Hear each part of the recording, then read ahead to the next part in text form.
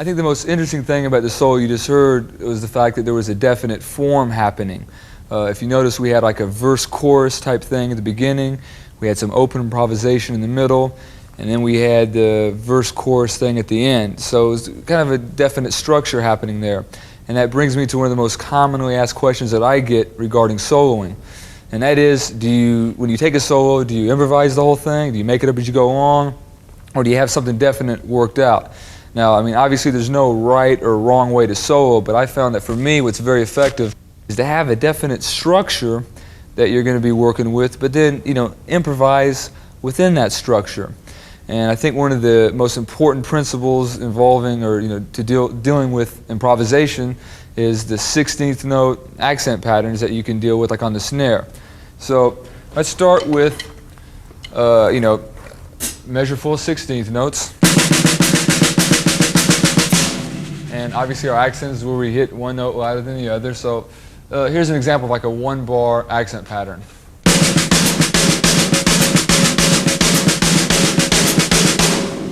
So I think the important thing is that you just take it 1 bar at a time and be able to execute any kind of accent pattern that you hear in your head. All right. That way you can get together in an improvisational situation, just multiple accents, and you can kind of create the whole rhythmic flow that you want as you go along. Here's an example of a few bars where I'm just improvising the accents on the snare drum.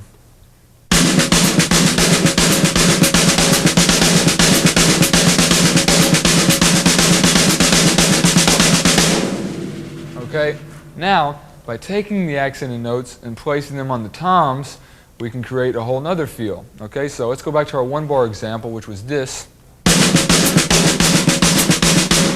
And just simply apply the accent to the toms.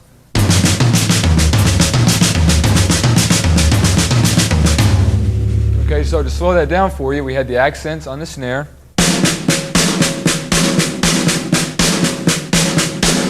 And we just simply move the hands over to the toms at that point of accent there.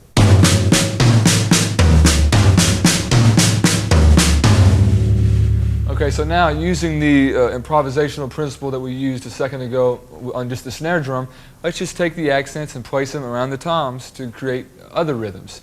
Okay, it may sound like this.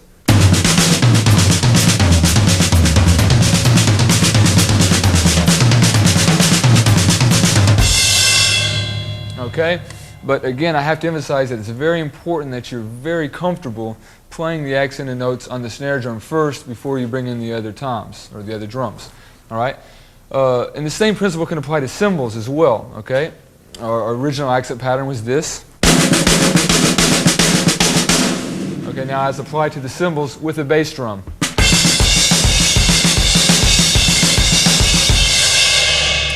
Okay, so now here's a little improvisation using the accent and notes all around the cymbals.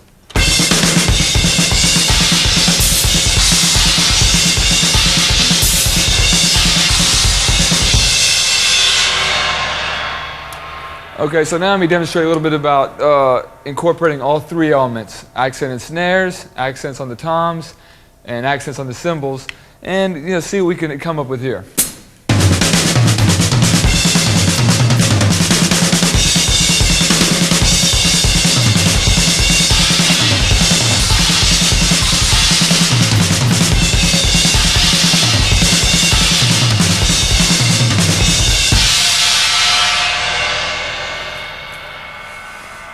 Okay, now that we got our hands happening on all the different instruments, let's bring in the bass drum.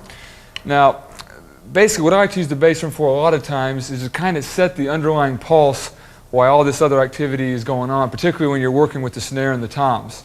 Okay? Just a couple minor changes that can change the whole feel of what you're trying to do during the solo.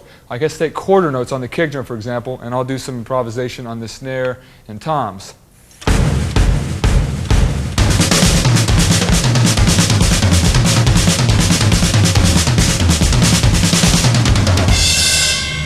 Okay, so it almost gives it kind of like a march drive. All right, how about 8th notes? You'd have this.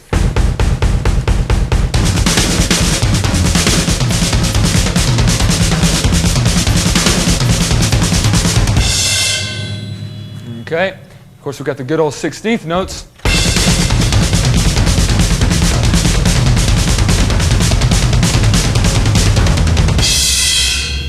Okay, so that was obviously just, hammering away on the kicks while we do the accent patterns there. Final idea, the sky's the limit basically with the kind of, bass drum combinations that you want to incorporate with your hands. The key thing to remember is, again, always start very slow on the snare drum and let your bass drum get comfortable there. But, you could always do a samba type pattern with your feet. And do the same thing with your hands.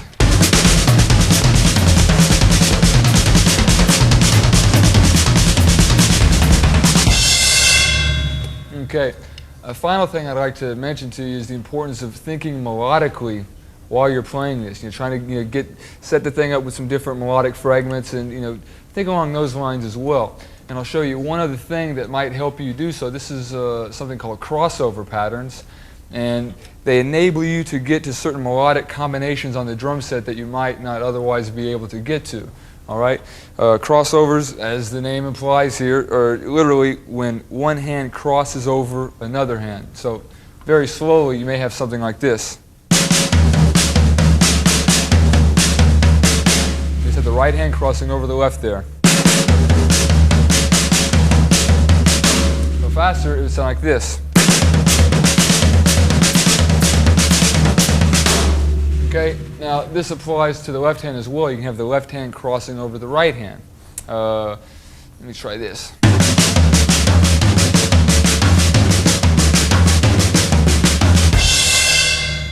Okay, now these crossover patterns are particularly effective in a 16th note triplet format. Okay, like for instance, if we had 6 notes per beat. Okay, here's a couple examples of the triplet crossovers.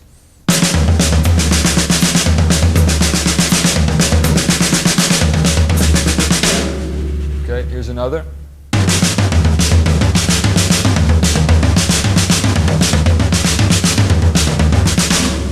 And here's one known as the awkward cross. This is the left hand crossing over the right on, like, say, the floor tom or something. It would sound like this.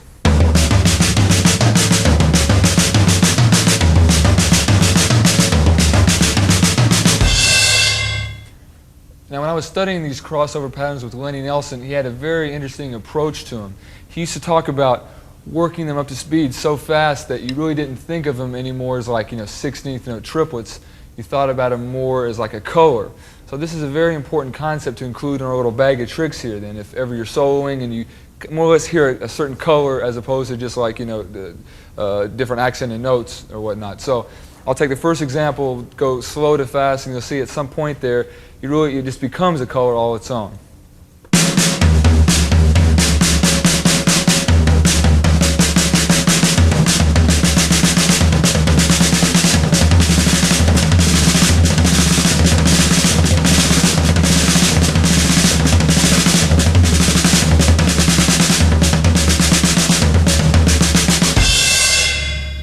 Okay, I'd like to demonstrate the other two examples back to back to make a slightly longer phrase. And I'll do the same, slow to fast concept there as well.